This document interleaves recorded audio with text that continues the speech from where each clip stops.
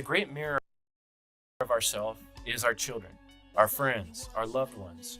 When we look at others, we look at our relationships with them, we get it reflected back, and we see the worst parts and the best parts of ourselves.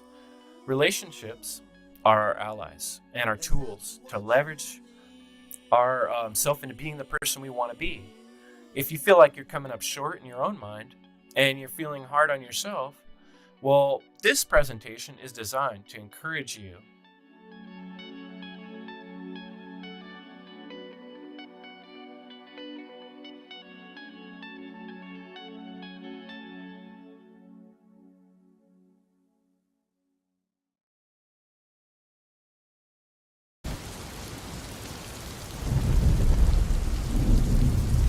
Hello, this is Chris Jansen. Welcome to the End Evil podcast.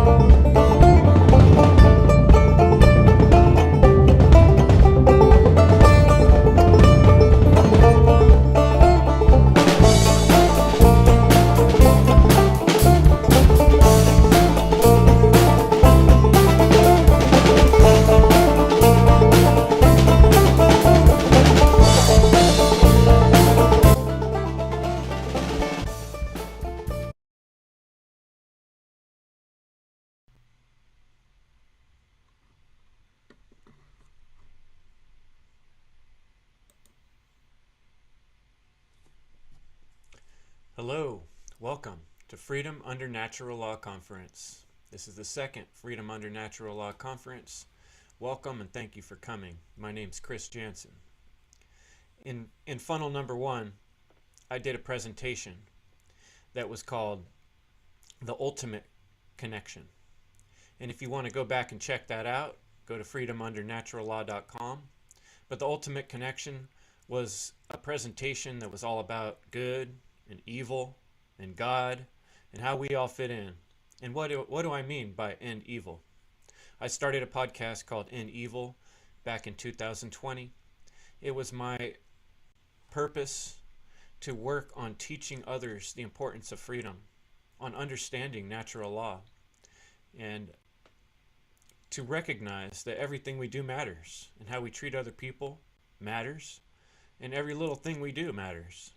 And also that we're part of a greater whole, that we're interconnected to all of life all around us. And that's why I like to use the Tree of Life symbol with my End Evil productions. Today I'm bringing to you a new presentation that I've been really putting a lot of thought to, and it's called Humanity's Most Powerful Weapon. What is humanity's most powerful weapon? After spending quite a bit of time doing the podcasting, doing interviews, speaking with various folks, I've come to recognize that there are quite a few people out there like myself that have already looked into many avenues of research, both conspiratorial on subjects such as September 11th, destruction of the towers, or other false flag events. We've also looked into the history of the school indoctrination system. Many of us have looked into the corruption of religions and dogma that traps people in belief systems. And that's a lot what I talked about in The Ultimate Connection. Many of us have looked into the deep state, and then beyond the deep state, we have people like Mark Passio who have done incredible work bringing us information, helping us to understand the deeper structure of evil in our society, the one world order, and behind that we have the dark occultists who are designing these mind manipulation techniques. So if all these things I'm speaking of sound familiar to you, they're things you've researched and looked into, then this presentation is really directed at you. If you're someone who doesn't feel quite familiar yet with natural law, and you don't see freedom as being the number one most important thing that needs to be discussed, then I would recommend doing some more research and going down your own pathways. This presentation might not really be so much for you. This is for people that have already come to these recognitions and realizations about the evil in the world. And I really think that Mark's show, whatonearthishappening.com, does a very good job of starting from the beginning, number one podcast, and leading you through the progression of recognizing all the mind control techniques and occult themes that we see all throughout our media and movies and in history in many ways. So I recommend doing that, or going back and looking at his Natural Law Conference. Or if you're new to this type of material, I really highly recommend Will Keller. And Will Keller's work is designed particularly for the introductory student and for someone who's just getting into this knowledge. And he does a very nice job of spelling things out in a very simple and efficient and easy way to understand. So for those of you who are left, I'm speaking to you. You've looked at plenty of podcasts, you've done plenty of research. All that we're doing now at this point by watching the news is just recycling the same old thing we already know about. It's slavery. It's humans abusing one another and abusing the right that we all have to choose. So if you've come to make these realizations, well, what do we do now? And that's where I came to this question. After talking about these things, you find that it's really hard to make an impact on the community around us and people that aren't ready to hear this message. So what do we do? Well, that got me to thinking. I've taken a long break recently from my podcasting to really consider what is the message I could put out there that would be valuable and that would really make a difference. If we really want to end evil in the world, this is going to take a lot more than just a few people putting shows and podcasts online. It's going to take a lot more. And so the more I've thought about it, I've come to some conclusions about what is it really going to take. And what I think we need to employ is our very most powerful weapon. And that's what I'm going to get into in this presentation. And I'm about to turn the page, so thanks for joining me. Grab your popcorn and your drink, and let's start discussing humanity's most powerful weapon. I've split up this presentation into 3 sections based on the theme of this conference. The first section is unity, the second section is focus, and the third section is action. My first little video I want to share with here exemplifies what I'm talking about. This is what we call people working together in an efficient way. Oh, so can we get back and see that? If we can watch this video. Here we go.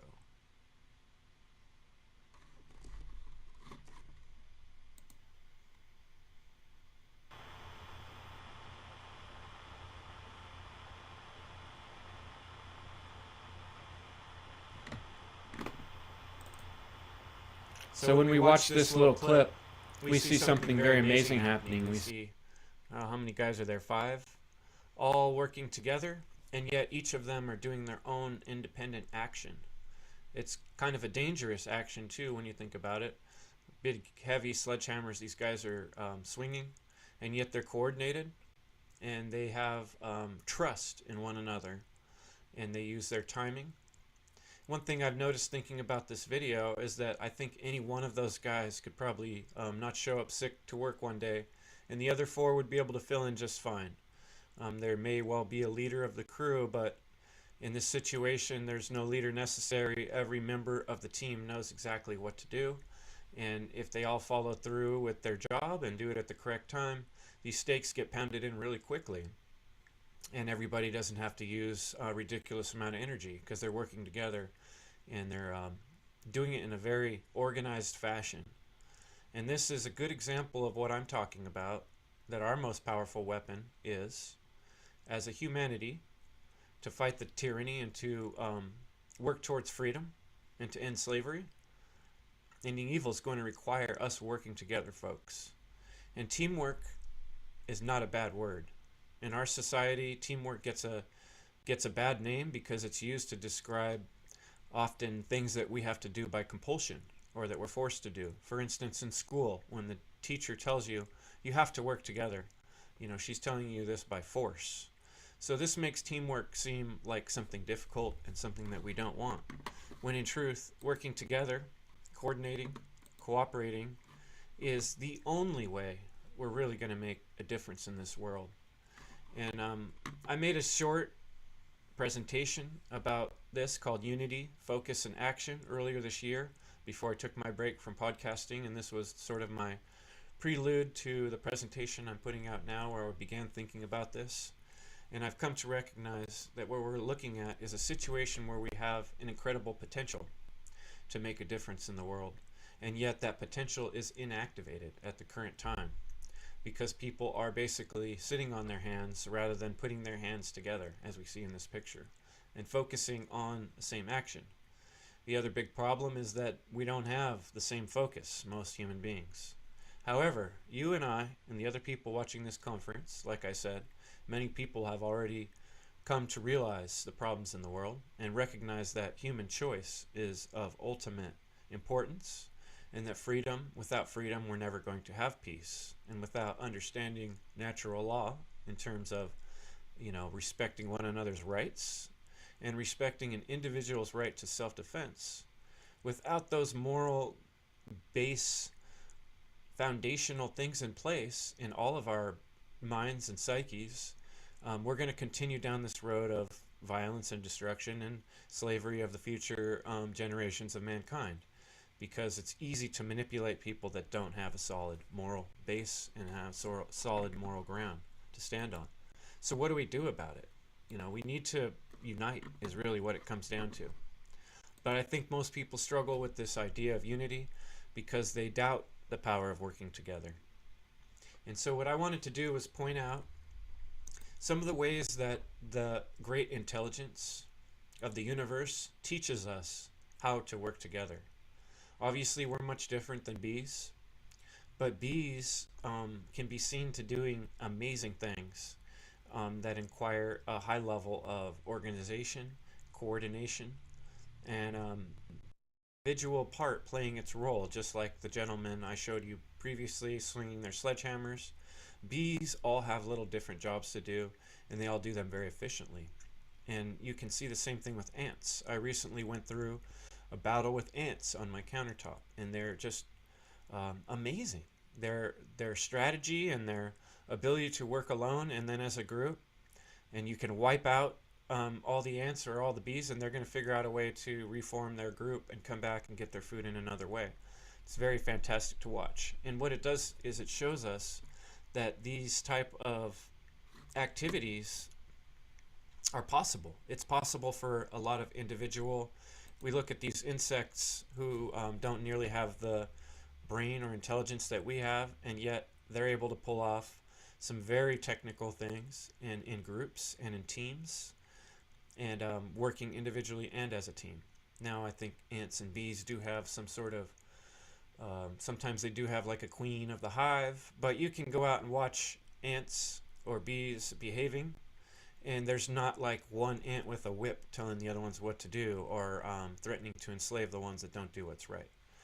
Now, don't get me wrong, I recognize that insects and animals are acting on more of an instinctual level. But what I think we can look at nature is, as I explained in last year's presentation, I see nature as the living Bible. And it offers us metaphors and examples of how to do things.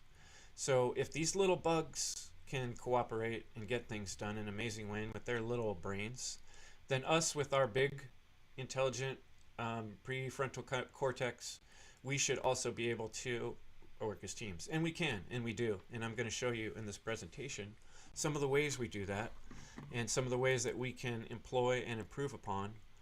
We just need to work these models into our system of freedom. And those of us with minds and hearts that are ready need to start really focusing in on what it's going to take to do that. Let's look at birds that fly in formation, for instance. Often the birds that fly in formation rely on one another for survival. They use their formation for wind shear, and they even trade places as they're flying. If one bird gets tired, it will fade back and another bird will fly up in the front and face the wind shear for a while.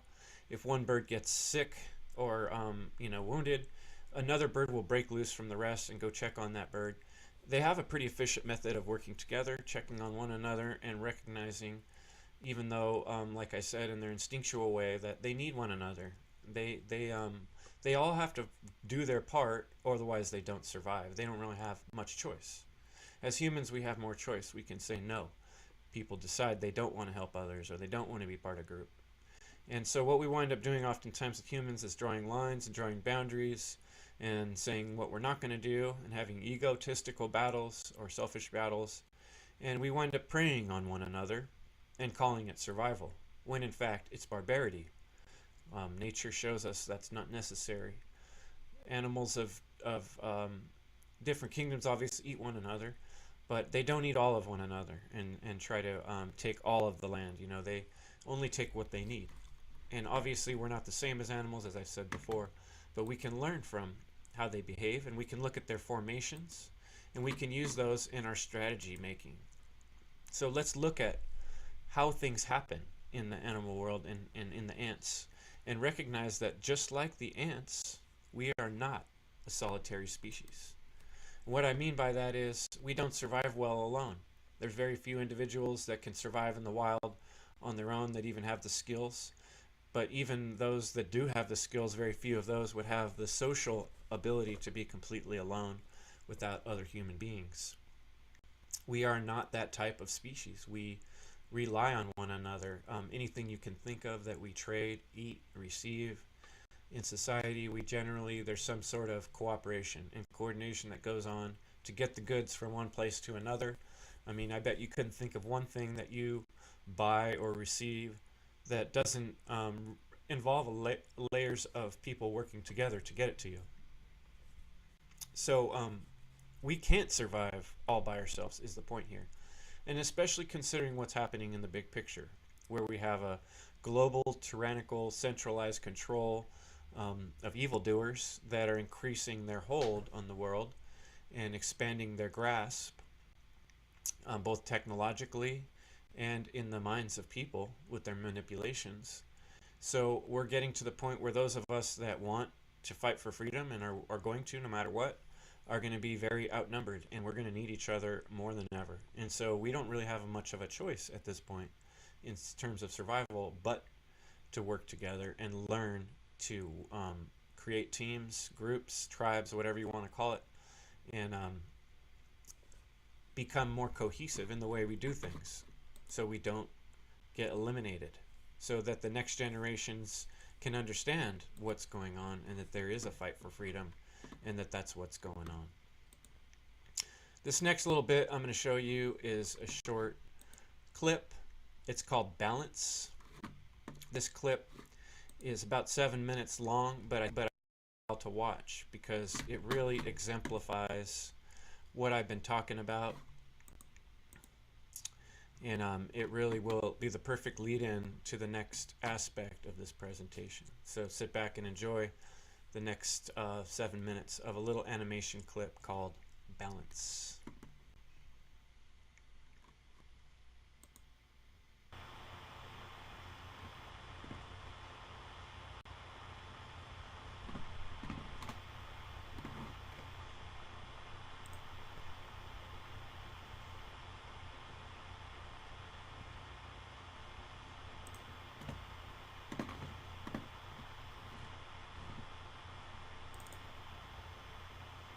So, as you can see in that short clip, there is an interdependence, and this symbolically, all these strange-looking guys on this platform were dependent on one another, and that's where I think that analogy really works, in that it shows that none of us are alone.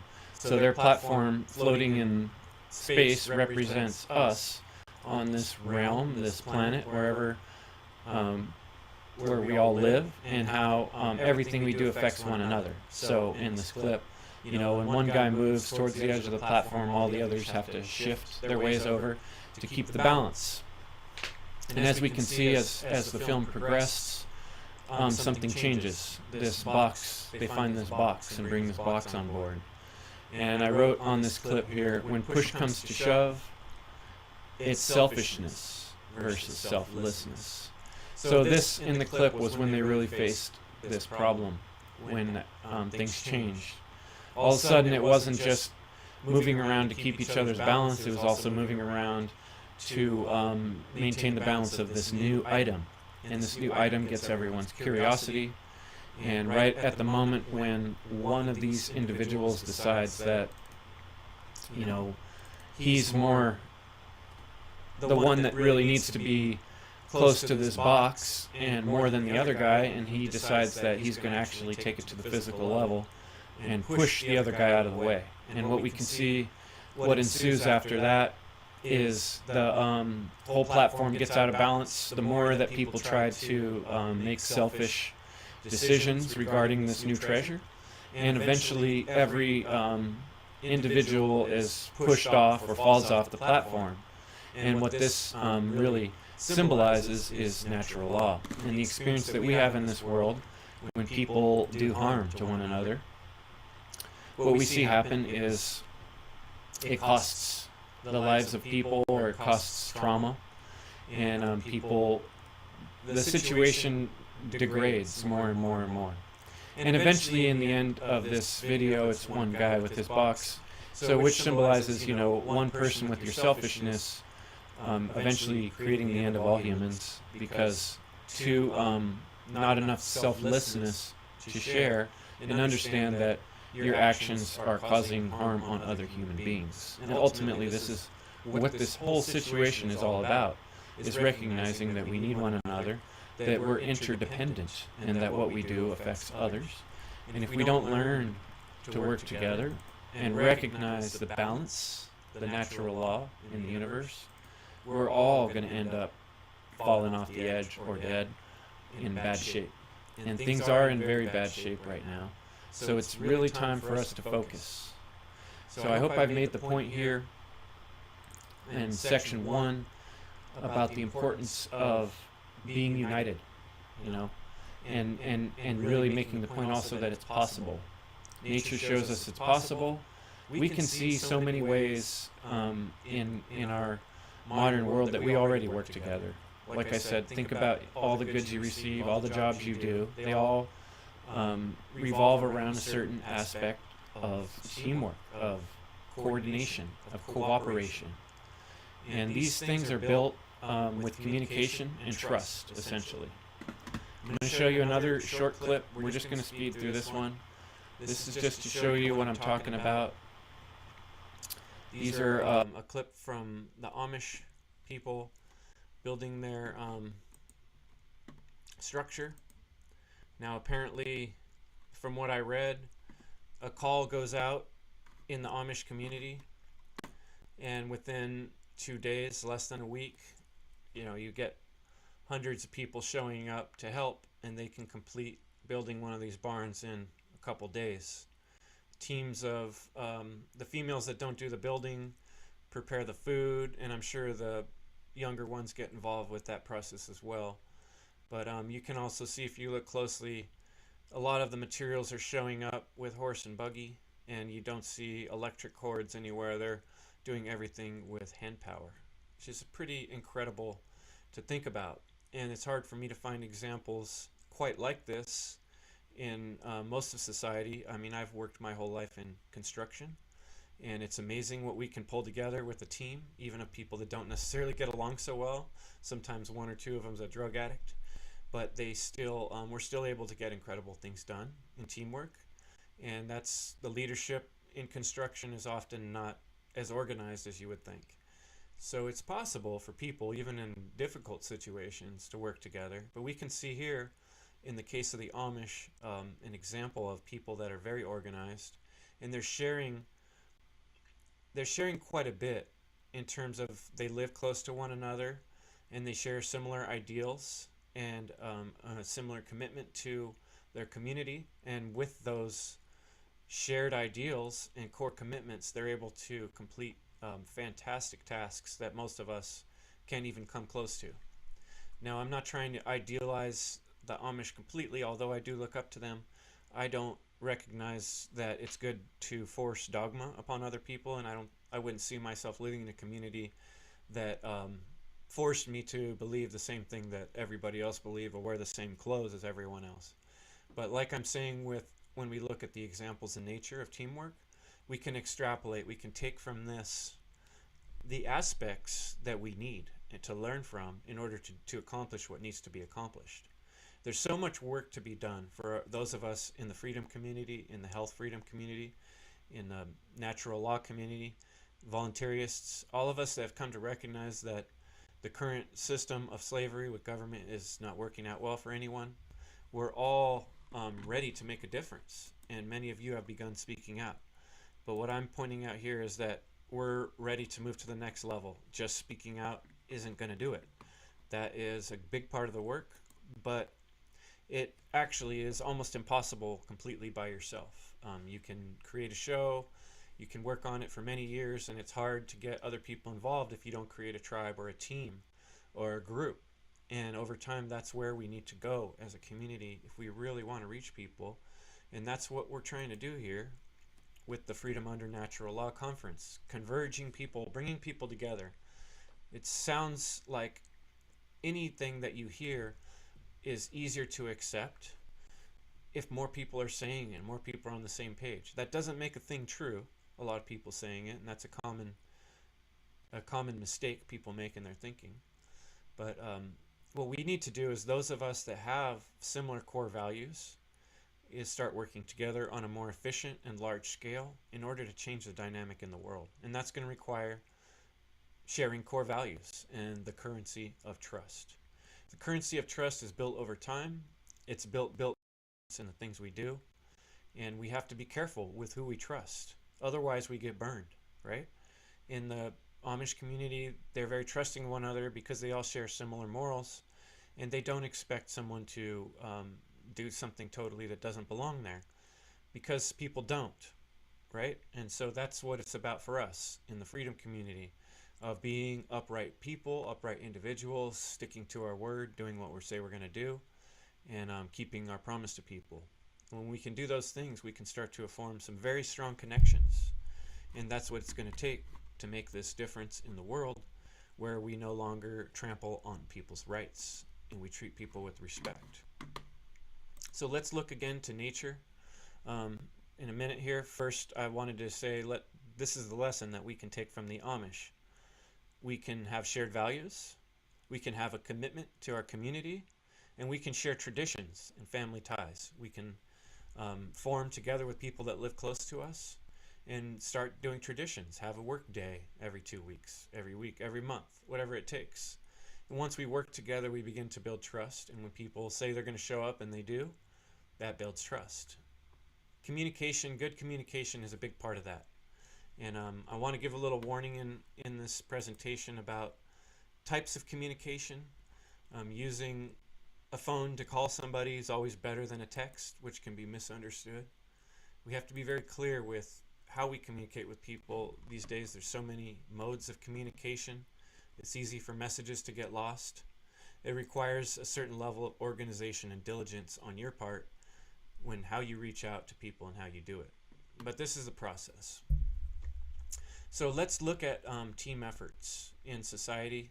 Where do we see team efforts actually working and doing things that are productive in the world we're in?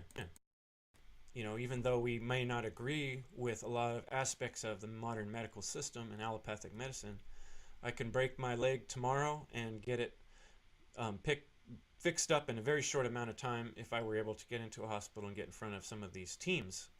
Doctors and nurses have a very efficient system. You know, we even have a joke. Hand me the scalpel, right? And the scalpel comes right over. They got a bunch of people standing in the correct place. They all know where to be. They all know the tools for the job. When it comes to doing an operation or surgery, it's a very efficient team that does that. Well-trained, well-practiced. So we can see that happen, like I said, in construction work. And just about any business or function of society, you can see people working together and individuals playing their parts to make the whole work. What we want to do that's different from the way it's going on in society is to do the same thing out of our willingness, out of our care, because we want to do it, because we know these things need done, and not just because we have selfish desires to catch money, to pay bills because someone's forcing us to, like a mafia, pay taxes or else, at the threat of violence. So what we want to do is put people in positions of leadership who earn it through respect by doing a good job at what they do, like on the construction job site, for instance. When you prove you're really good at something, you become the person that leads the rest of the team because you have the skills. And people value that and respect that. We don't have to doubt that. We don't need a certain star on our shirt or a certain colored costume to prove that we're good at something. I think this is where so many people get stuck, is they are like, how can we actually organize without authority? What would hold back all the evil? Well, it would be very difficult if we were just to change things overnight, and that's not the way things are going to go down. It's going to be a gradual process. But those of us that are awake and aware and understand the importance of freedom, we're like these little ants standing around the stick trying to figure out how to move it. Well, how do we do it? How do we organize without authority? Well, what are the actual mechanics of making a project work? I'm going to point out one of the very first things is making a connection with other human beings. And that means connecting with people on, like I said, core values. So we start off by looking for people that share our core values.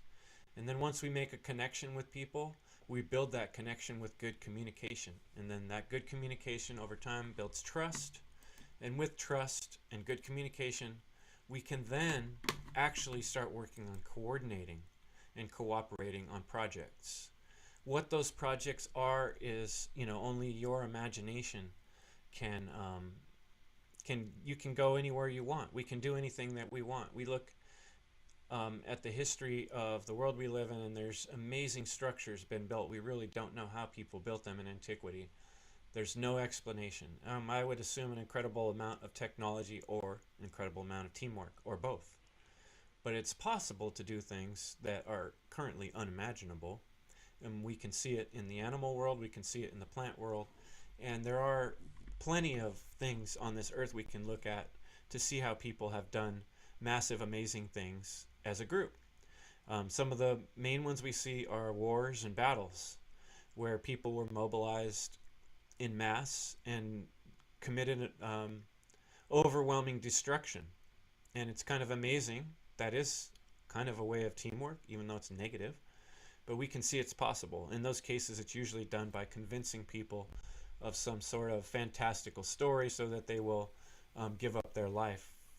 And what we need to do is be resilient to these fantastical stories and learn how to actually work together on things we care about. Well, how do we do that?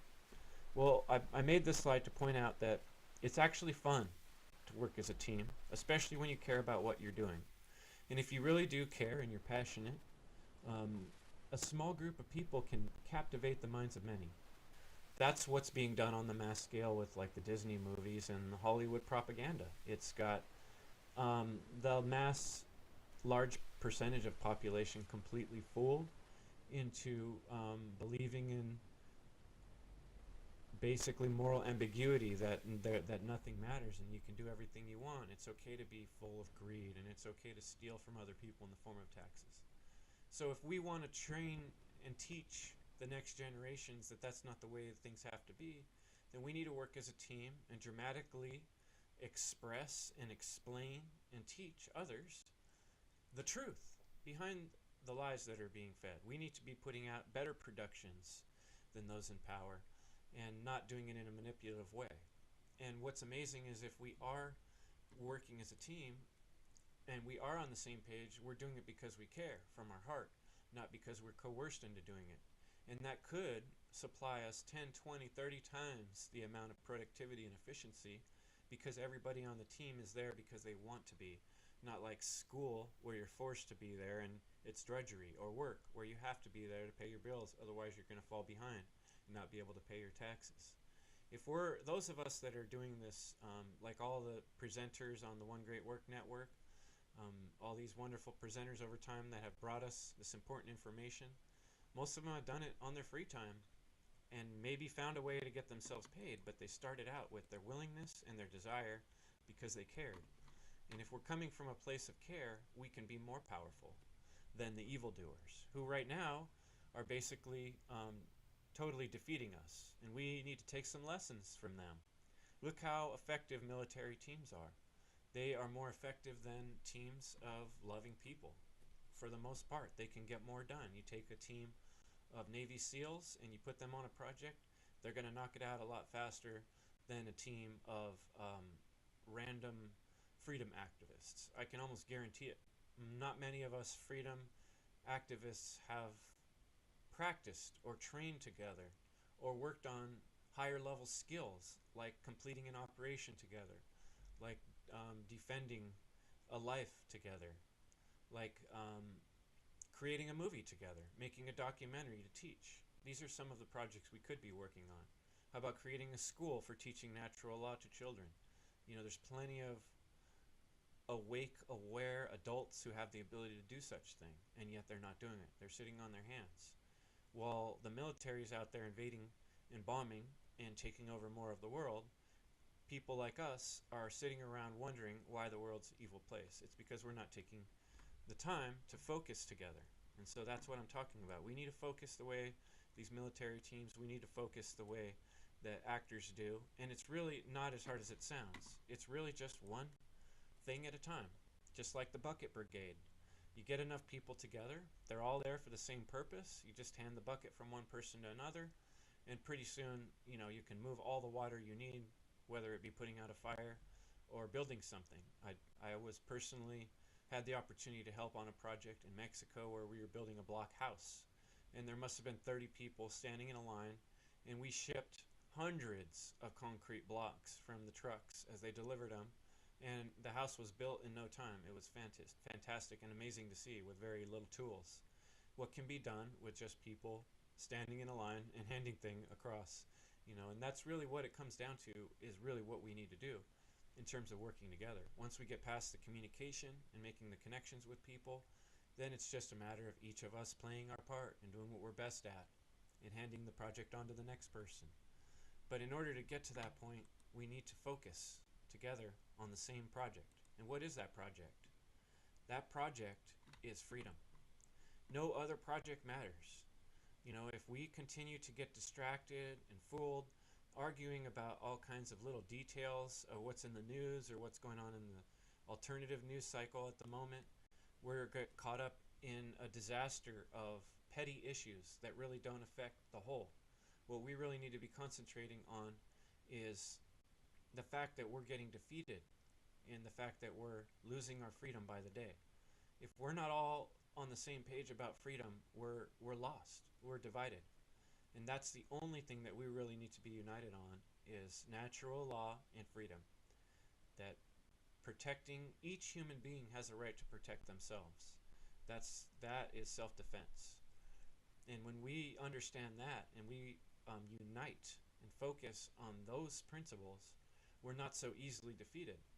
But currently, we can see how, you know, this picture I thought shows a good example of these planes flying in the formation like I was showing the birds. See, the military has caught on to the organization of nature, and they're using that to their advantage. And those of us that are working towards freedom are way behind on this. So we need to catch up and recognize that it's much like the time in early America where if we don't unite, we're going to be defeated. We already are. But there's hope in that we're still alive, I'm still speaking, and you're listening right now, so we have a chance. And let's use that as motivation to make the difference. Now, when I'm talking about reaching out to other people and connecting with other human beings, this isn't just as easy as picking the first person you find on the internet. And, you know, I'm not saying don't reach out to people. You're going to have to reach out to people to find the right people. But as you're doing this, recognize that networking is a careful process.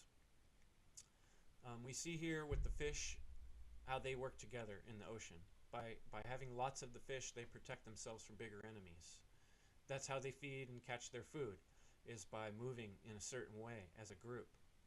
Again, these are examples of how survival works in nature. And this is about our survival, that we, those of us that recognize the importance of freedom, natural law, We want to swim together to protect one another. We want to become a school that is united and focused in the same way so that the sharks can't eat all of us one by one, right? And so while we're doing this, we're going to start talking about something that I'm calling a natural energy exchange. And this is recognizing that every individual is necessary and crucial. If any one part of this group decides that it's better than the rest or it doesn't need the rest, it destroys the cohesive structure of the group. And you can tell this in people you work with because they drain your energy. When you spend time with someone who's doing a natural energy exchange, you put some time and energy into a person, and then they put some time and energy into you. They listen to you talk, and then you listen to them talk. There's an exchange. When you leave hanging out with someone who's an energy vampire, it leaves you feeling drained and sucked of all your energy. Right, maybe it's just one bad day for that person, but if somebody continues to show up as an energy vampire, you don't want to keep giving it to them. You want to spend your time with other fish that are swimming in the same circle you're swimming in, that are interested in networking and working towards what's best for all, that understand that each individual is important, not that they're better than the rest. So we're going to get into a little bit more of that discernment of people, but I just wanted to point out that it is a process of networking that requires paying a lot of attention to the natural energy exchange that happens between people. I brought in this slide. One of my favorite movies is The Princess Bride. In The Men in Black, he shows up, the pirate Roberts, I think it was? Yes, the Dread Pirate Roberts. He shows up to save the princess, and he has to climb the cliffs of insanity hand over hand. He has to fight the swordsman, the Spanish swordsman. Then he has to defeat the strong man, Andre the Giant. And then he has to defeat the leader of the group with his skills of intelligence and reasoning in order to reach the princess. Now, this is very similar to the obstacles we face in the world. We have mental obstacles, spiritual obstacles, and physical obstacles in the way of the path towards ending evil, towards bringing about freedom for humanity. There's no easy path forward. We have to become trained, we have to become skilled, and we have to be more intelligent than our enemy. So this requires a lot of individual work to get to the point where when you show up to the cliffs of insanity to face this enemy of evil, that you have the training, the skill, the agility, the intelligence, all these things, your mental, physical, and spiritual self, in order to be a powerful member of a group, to be part of any battle. Each soldier has to be trained. And so we are part of a war, a spiritual war that's going on. So that requires a lot of input of your time and energy and skill in order to get to the point where you can actually make a difference. So this means getting good at your internet skills. This may mean working on your social skills. This may mean getting outdoors more and meeting people in your community or your local area. These are all things that take willpower. And it takes practice and training before you can go up against the problems that you're going to face. There's no easy path forward. And so my point is that we need to begin building relationships and building trust with other human beings. And that's not done from your house behind your computer. It's done from actually doing activities with other human beings, actually being out there out, and being there to hold someone's hand when they need you.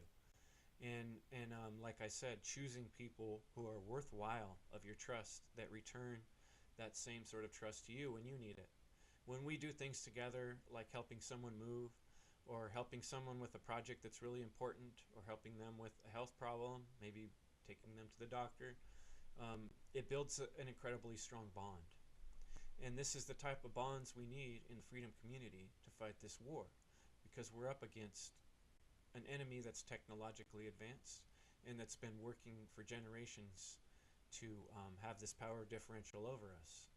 And many of us are scattered apart. We don't have strong communities. We don't have strong social ties. So we need to build this little by little. And what's really holding us back from doing this? Well, each of us have these big obstacles. And I've come to recognize what these really obstacles that each of us face on our individual level are obstinate thoughts. They're jails we've created in our own mind. They're giant problems and fears that we create justifications and excuses to not do the things that we want to do in life. So this is my encouragement to you, is to start to recognize what is your big obstacle, what's holding you back from doing the things that you know are right to do, that will make the positive difference in the world that you want to see. If you're feeling these obstinate thoughts, these immovable objects, you're having trouble facing reality and maintaining hope, you want to ask yourself, does the big obstacle in your way, is it something you've created? Is it something you can simply move aside and let it roll by?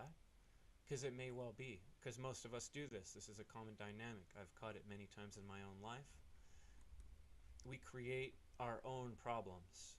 And opposition can either strengthen or weaken us. We can be like the superhero, like Spider-Man. He gets bit by the radioactive spider, and then he gains the power of being the Spider-Man, right? So just like the superheroes, we can use our traumatic events that have happened to us in our life and our obstacles that are in our mind and use them as motivation to move forward.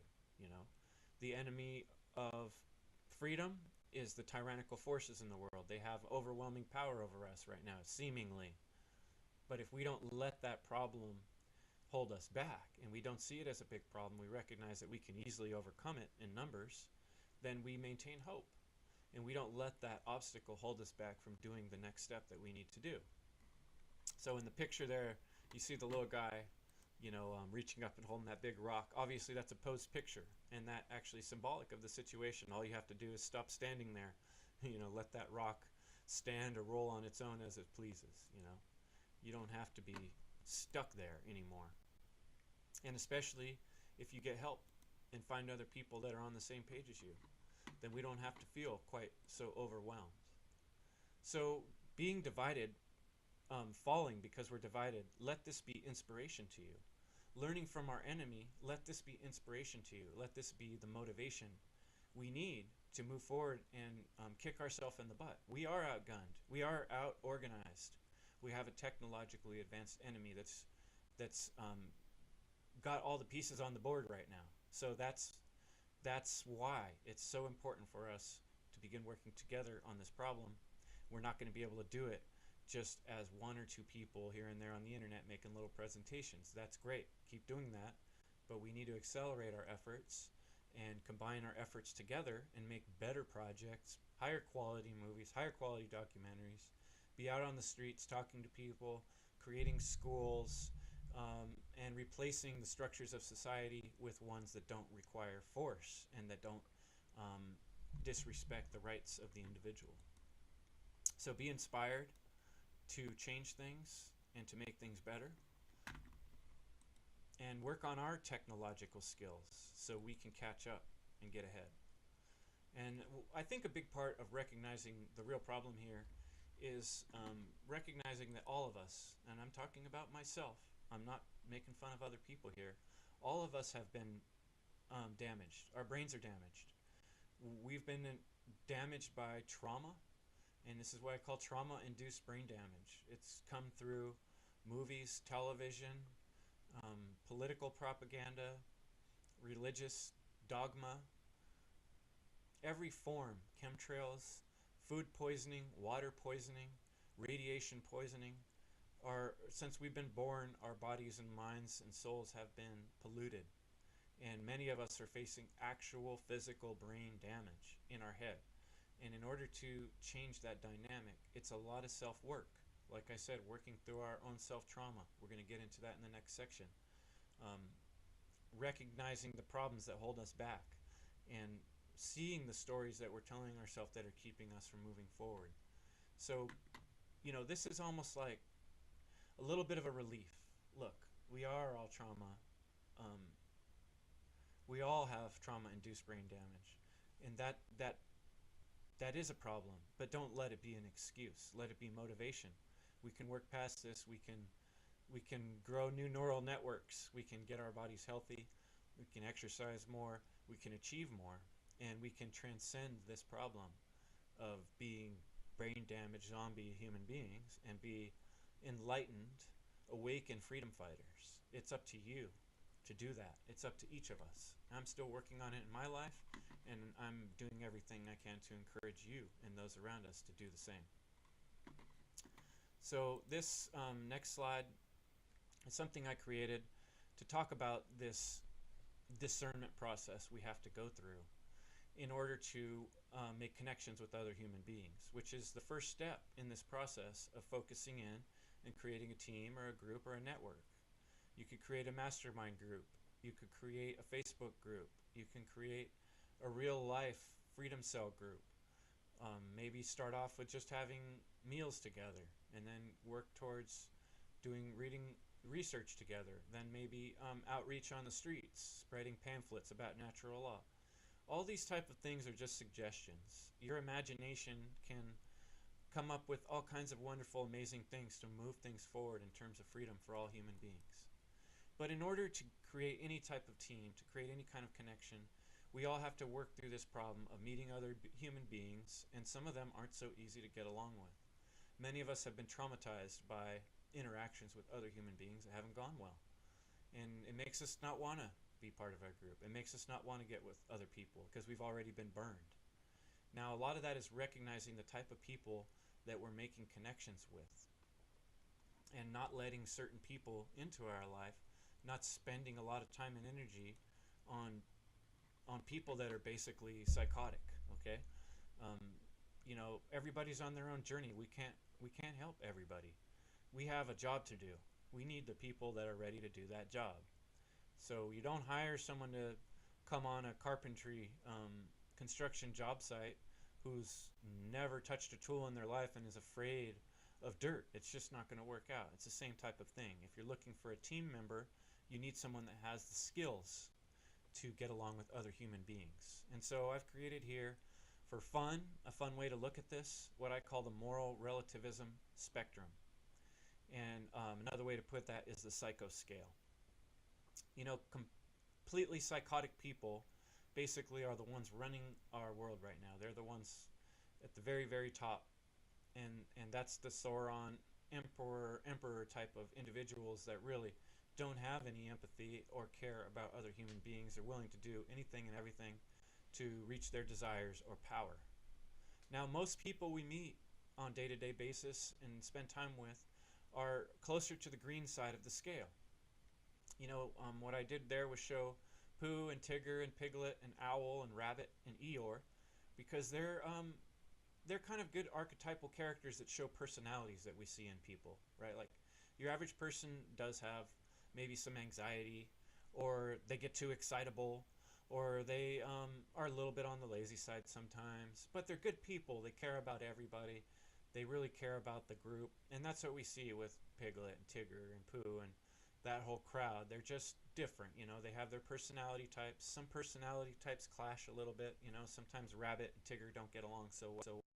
But they're not out to kill each other. They're not out to harm one another. They're on the same page. They agree on morals, on basic morals. It's not okay to hurt or harm one another. Now, I chose Gaston for the center of the scale because he represents to me the character who is very egotistical and starting to become a narcissist. Not every narcissist is a complete moral relativist, but they're starting to get into that scale of moral relativism because a narcissist will excuse or justify bad behavior, blame it on somebody else because they're too good, But, like we could see with that Gaston character, he really wanted to serve his community. He wanted to get rid of the monster. He just wanted all the hot girls by his side, and, he wanted the egotistical pat on the back for being the hero. So he was starting to verge on not being a good guy. And so we got to be careful with these characters. Are these the type of people we want on our team? Sometimes maybe not. We need to have discernment in who we choose to work closely with, especially if it's an important project that involves delicate things, right? Or something you really personally care about, you're putting your heart into. You want to choose, the Tigger, Pooh, Piglet personalities, Owl and Rabbit and Eeyore, maybe even someone depressed can be a hardest worker you can't believe. But you don't want people that are in it for their egotistical gain and that are willing to justify harmful actions and call it okay. So what you can start to recognize is that when people begin to go on moral relativism, in other words, justifying bad behavior, they become the type of person that cannot be an effective team member, and they are not going to help you with what you're working on. You know, maybe they'll learn in their own process. Maybe there's good things you can say or share with these people, but I wouldn't recommend getting in close with them on a project that really matters. You know, you got the zombie type people that don't really care. They're just going along to get along, and sometimes they want to look good and be with the crowd, but they don't really care about what really matters. They don't really have the heart in it. They, you know, when push comes to shove and things get tricky, like on the balance board, when the music box starts sliding, they'll be the first one to, you know, join in the violence or try to steal something for themselves, and they're not the one you want on the team. You know, Daffy Duck, you know, maybe he doesn't belong quite that far on the spectrum, but he really, you know, always very egotistical. He was always in it for himself. He wasn't thinking about what was best for everyone. And that's not what you want on a team, is somebody who's in it for themselves and just trying to always look for the angle, you know, for it to work out well for them. So we need to be discerning when we meet people, when we make connections. What type of things do people actually do and say? And are those things moral? And then you got the Darth Vader. You know, this guy still has empathy. It's just buried deep. He's been working for the enemy for a long time. You know, eventually Luke Skywalker managed to reach out to him, and he saw, you know, that he was wrong. You know, so he's not totally a psychopath yet, but he's a sociopath, and he's heading in that direction. And that's not the type of person you want to work with on your project towards freedom. That's someone that needs to do a lot of self-work before they're going to be ready to join in this battle. And then they're going to have to decide on their own time. So you set the good example, and the people on the red side of the psycho side of the moral relativism spectrum, they may come on their own time, but they're not the ones we want for doing what we're doing right now, is to form effective teams and make a difference. We're the leaders in this battle, that we need to form teams that are really going to put together top quality work that really teaches others. And then that's maybe how these Sauron, Emperor, Darth Vader types might eventually come around. Maybe, maybe not. Maybe they just got to die off. But we don't need to spend a lot of time being concerned with them right now. We need to be concerned with what we can do in the positive world with our time and energy that we do have, and protect our energy. And this is all about protecting that natural energy exchange that I spoke of using the discernment and being able to recognize where people are at on the moral relativism scale, because moral relativists cannot be worked with because you do not agree with them on core values. So what you're looking for is more like the poo, right? The patient people, people that have calm, caring, curious, fun-loving people, right? That exemplify these type of character attributes. People that exemplify vengeful, spiteful, angry, malicious, and violent intent are not going to be good team members. And they're the people that you want to avoid for the most part, for the sake of getting things done. That doesn't mean we don't care about them and hope for them, you know, but it means that we're not going to waste our time trying to teach them natural law when they're obviously moral relativists, okay? They're going to have to learn those lessons the hard way. So when it comes to doing what I'm talking about, focusing, we want to focus on the people that have the skills, the intelligence, and the willpower, and that share the core values. So that brings us to the last section of this presentation. This is called Action. And I'm going to start with a short little clip I picked out of a movie because I think it makes a really good point.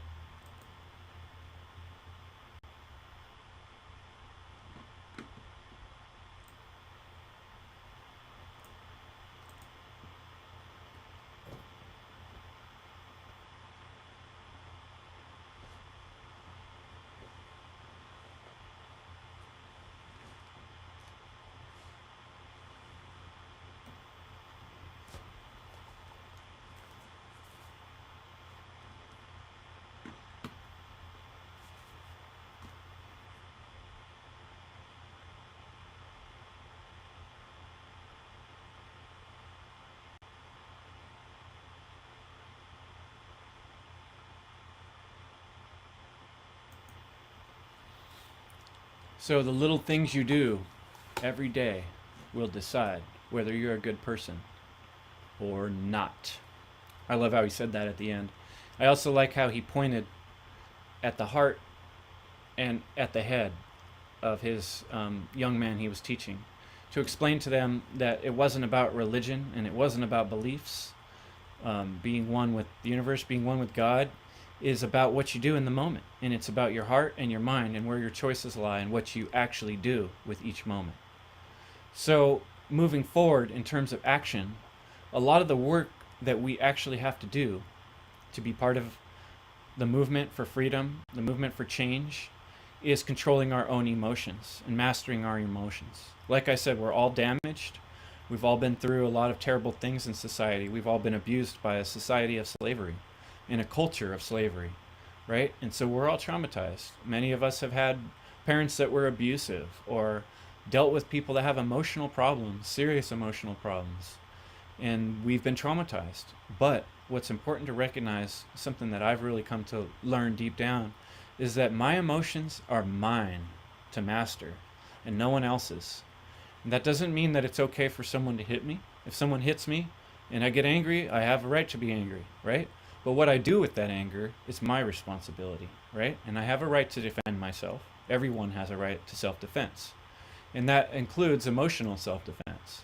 And part of that is maintaining your emotions and recognizing when people have gone too far and said something they shouldn't. It's your job to protect yourself and to communicate clearly with people when they're harming you, right? And not allow that to continue. So you have to protect yourself mentally and then regulate your own emotions and decide on how you're going to deal with them. So when people say, oh, you said this and that made me mad, it's your fault I'm mad, that's where they're wrong. You know, it's your choice to be angry, and that's up to you on how you deserve it, how far you go with that anger or that sadness or that depression. That's your responsibility. It's yours to master. You take the bull by the horns, deal with your own problems, and then you're able to transcend to being a high vibrational human being and show up for other people in a way that you can actually be helpful and supportive. But if you haven't dealt with your own stuff, every time you try to show up to help other people, you bring your problems with you and you make their problems worse. And that's not helpful to anyone. So take care of your own problems, right? That means maintaining them as they happen. A lot of these trauma that we go through are cycles. And we all experience these cycles. We go through them again and again. So just like in the cartoons, when in Peanuts, every time when Charlie Brown comes to kick the ball, she just pulls the football away. And it's a funny joke, right? This is like the leadership of our world. They're just pulling the football away every time and watching us fall on our head over and over. And as long as we don't employ our responsibility, our self-responsibility, and understand our own value, and stop letting ourselves get put in that position and start saying, no, I'm not going to try to kick the football. I'm not going to vote. I'm not going to go stand in your line. No, I'm not going to give you any numbers. No, I'm not going to wear a mask.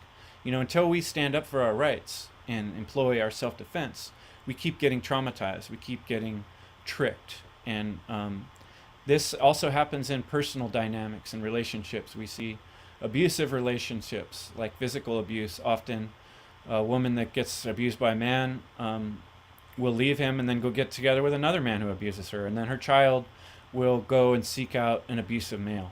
Because it's hard for us not to seek the same cycles until we face them head on and we deal with them and get through them, and then we're able to transcend those problems. But we got to get to the root of the problem in order to do that. And that is part of the self-work. What we're really getting into here is that most of the self-work is the work that we need to do in order to be part of a group or a team. Because we need to be individually strong enough to where we don't destroy the team when we get together with them. One way to recognize our own problems, I talked about the immovable objects slide. When we have these problems we create in our own mind and they become justifications. Every moment you're telling yourself a story as you're living through life. We tell our own tales. So the only moment that really ever exists is this moment. The past and the future are imaginary, made up, put together concepts. They aren't real. The only thing that's real is the moment we're living in now, and that is reality. So as we're living through that reality, we're telling a story in our head of what's happening. And then, when we go forward, we tell people, oh, here's what happened today, right? So we got to be careful how we narrow out that story. We got to be careful how we tell our story. This is our story, right? We get to do it. But what we're doing right now in society in many ways is the people in control and power, the psychopaths, are telling the story, and they're putting it out in the news and the movies and the films and all their methods of indoctrination, and people are just believing the story that they've been told rather than writing their own story as they live it. And then, there's two sides to that.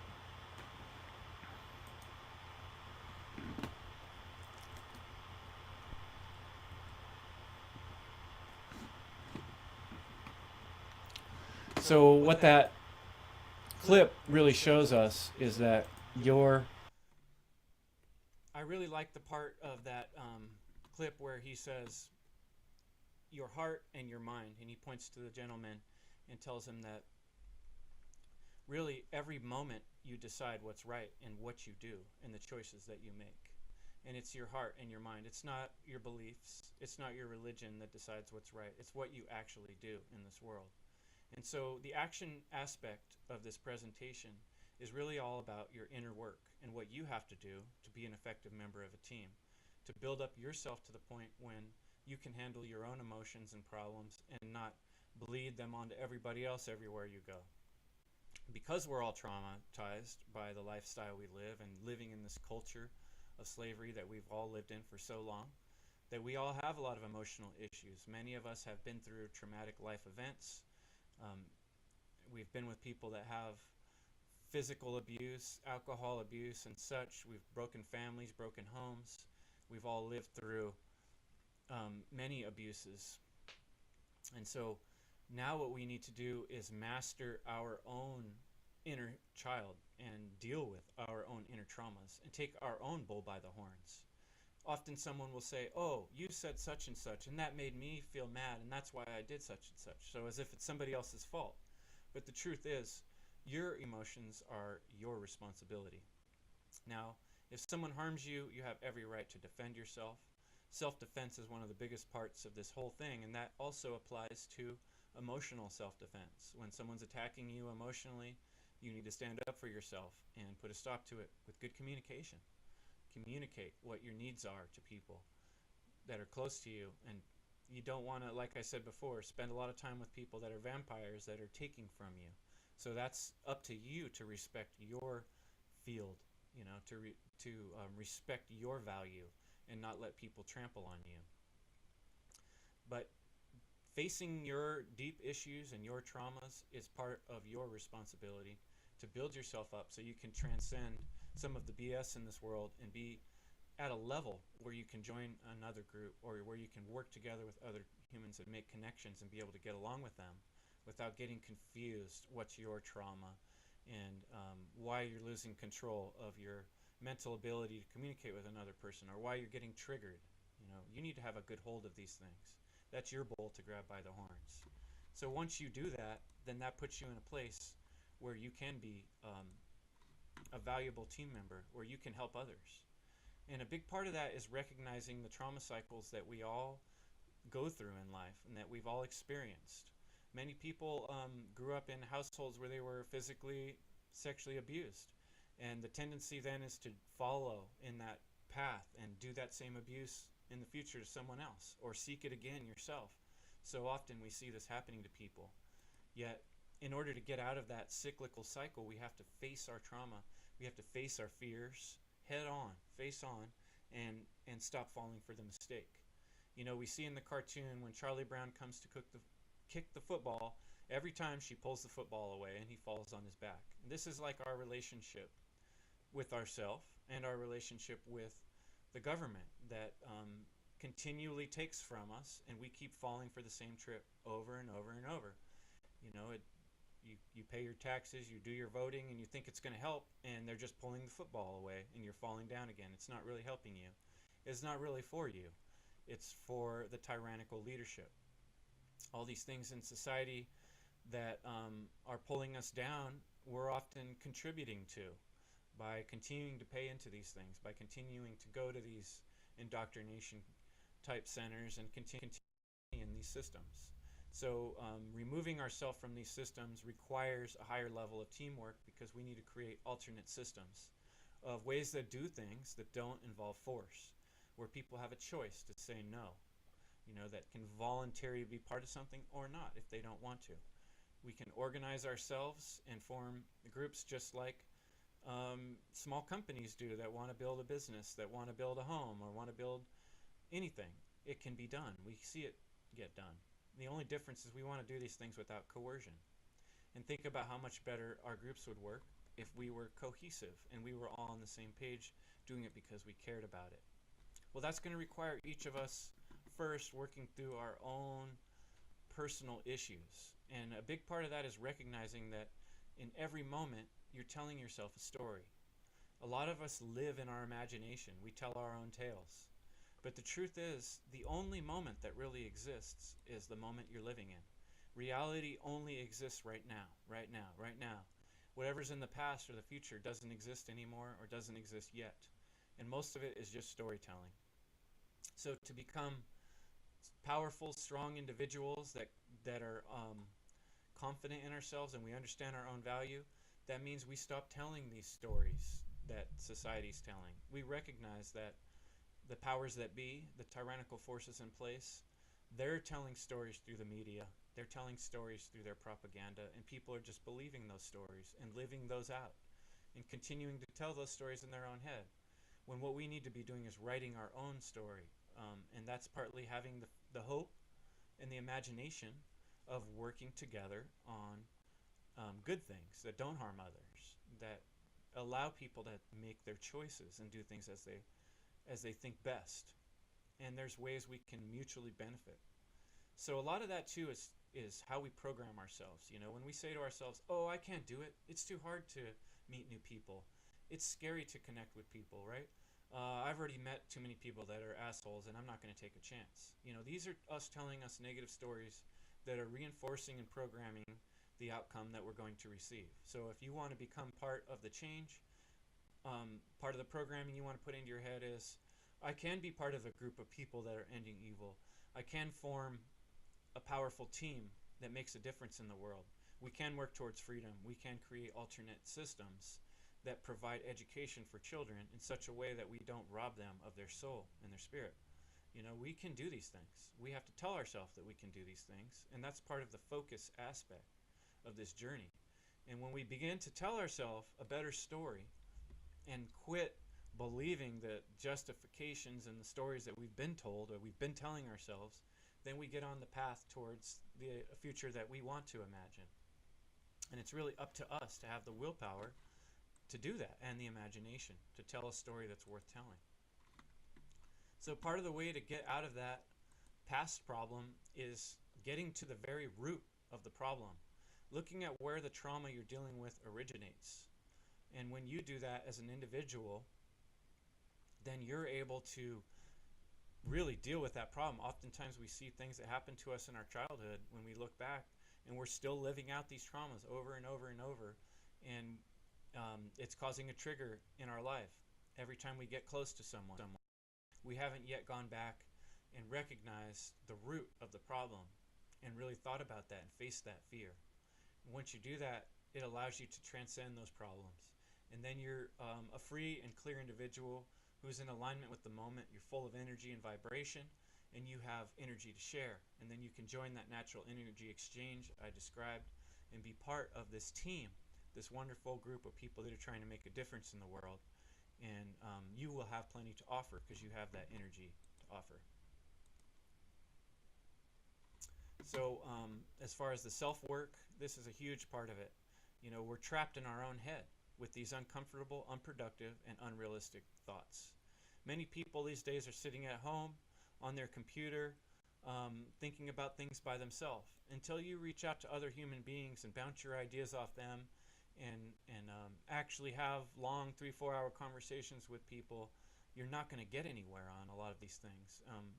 You can, don't get me wrong, there's a lot of inner work to be done, but at a certain point, we find ourselves arguing with ourselves or going back and forth on conversations that are unproductive. If you're feeling like you're trapped in your own head and you're dealing with uncomfortable and unproductive and unrealistic thoughts, you need perspective, really. And perspective is stepping away from a thing. Perspective is getting other people's opinion. Perspective is being willing to give up something that you've been really holding on to.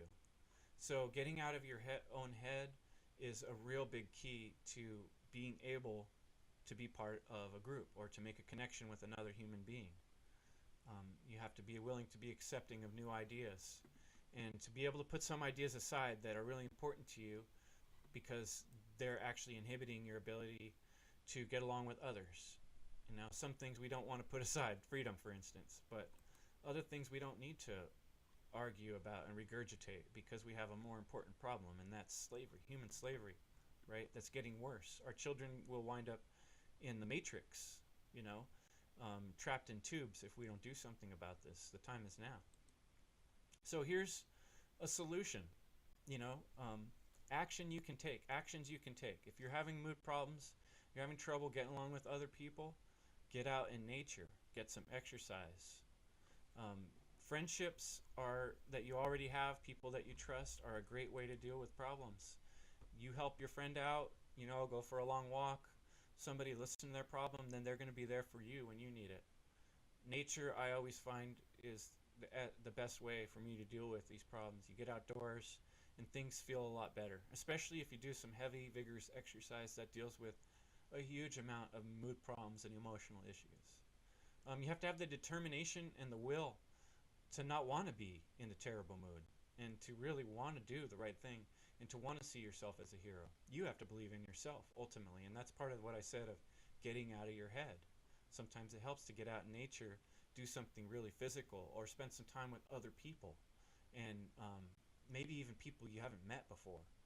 Push your boundaries a little bit, break out of your shell a little bit, and this will give you a feeling of gratitude, of thankfulness for the love that you receive, for the beauty you see when you're in nature, and for how good your body feels when you give it vigorous exercise. And you will find that your focus and your attitude changes completely when you do these things. So those are just some hints and tips, but ultimately what I'm trying to do myself is build a network. What I'm trying to encourage you to do is build a network.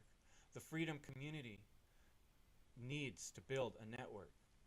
If we're not strong and we're easily divided, there's no way that we're going to stand a chance, because what we're going up against right now is an incredible network of manipulation and generations of families that have been working on this process of enslaving the human race.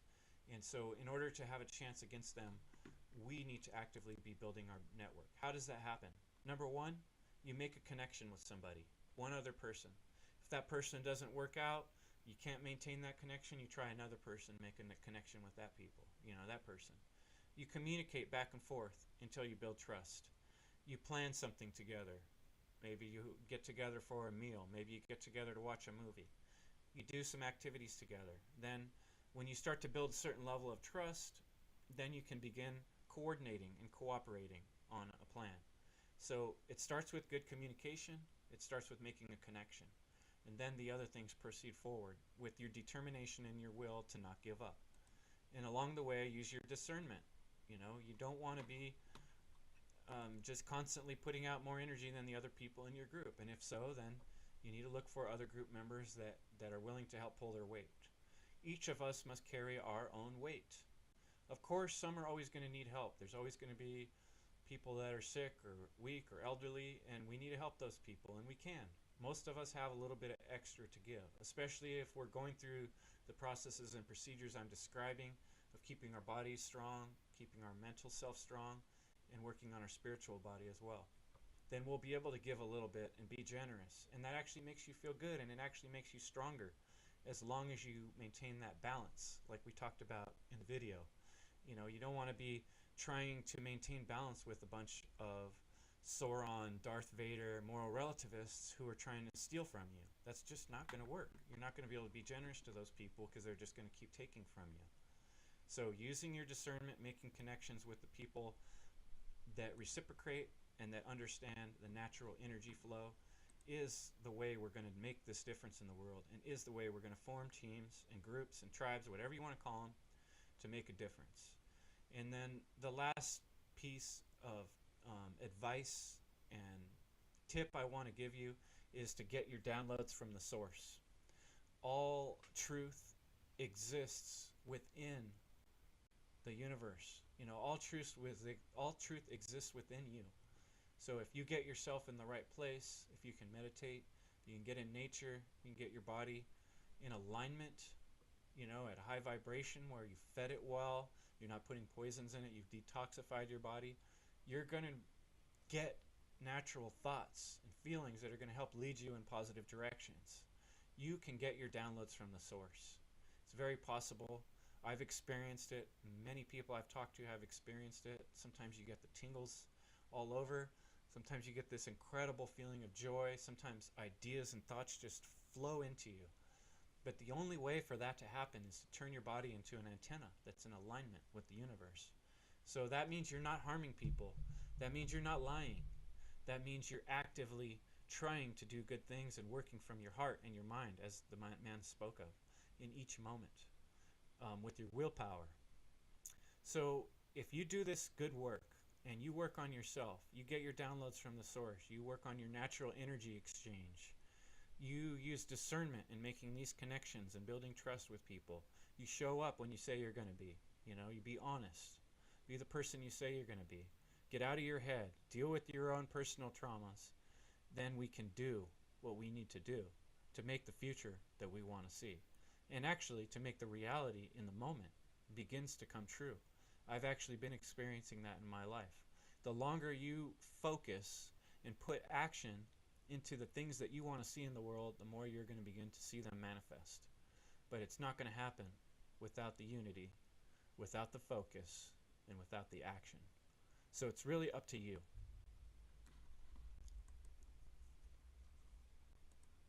So my last couple slides in the bunch here, I talked a lot about perspective, and I think that recognizing, that gratitude aspect is huge to put ourselves in this right place we need to be. This moment right now is your gift from the universe. The problems you're receiving right now is your gift and opportunity to make things better. So much of our perception and how we feel has to do with our perspective. Get out of your head. Envelope your mind into the bigger picture. Recognize there's a lot more going on than just you. You're connected to all around it. You are immensely important and of great value. We need you. We need every hand. We need every person in this battle for freedom. We need all these people to rise up. And what we're doing right now isn't cutting it, because we're still experiencing slavery in this world. We're still experiencing government manipulating and mind control over people. Religions are still manipulating and mind controlling people. We haven't reached the point we need to reach. We need to rise up. We need to be working together like the people in the boat, all rowing at the same time in the same direction towards freedom. United for freedom. That's where we need to be. Be inspired. Be motivated. Motivate and inspire those around you with your actions and how you behave. Don't give up easy. Keep battling for what's right. If you know something's right, you don't give up. So we're not alone on this journey, and that's part of what's scaring people and making them freaked out and anxious and nervous. I was that way. But then you know what I did? I made a video online on Facebook, and I said I was looking for other people that care about natural law, that have not watched the work of Mark Passio. And what did I find? I found a group of other human beings. We're now the Natural Freedom Alliance. Right above my head you see our little emblem, and we're working together to create a conference to help other people. After spending the last couple years supporting one another, we're now a powerful group. You can do this too. It's not going to be easy. Not every member is going to stick around. Some people give up. Some people don't have the willpower, but we got to keep trying, right? We don't give up on people easily, right? We look at them from our heart. We give them an opportunity to try again. So you strengthen yourself. That's the goal, right? So you can survive, so you can help others, so they can survive. And with them surviving, they can help you and you can survive. So your children and humanity can survive. And really, I'm not saying this lightly. It really is about survival at this point.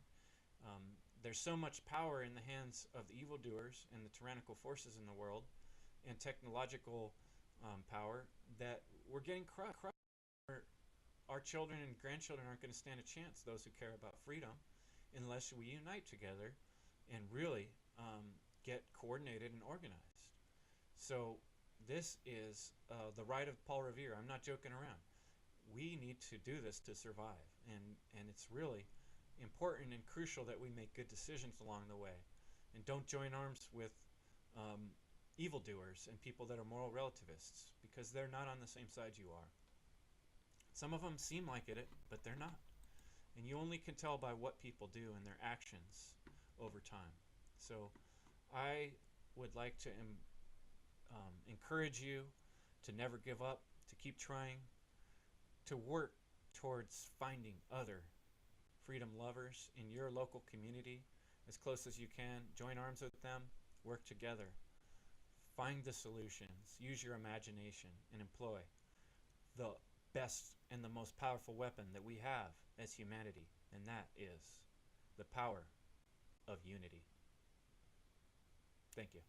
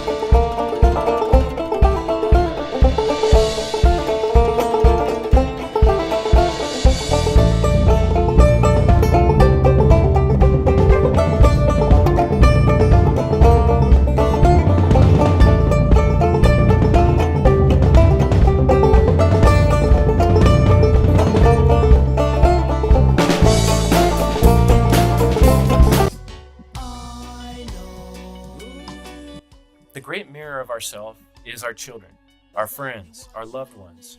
When we look at others, we look at our relationships with them, we get it reflected back, and we see the worst parts and the best parts of ourselves. Relationships are our allies and our tools to leverage our self into being the person we want to be. If you feel like you're coming up short in your own mind and you're feeling hard on yourself, well, this presentation is designed to encourage you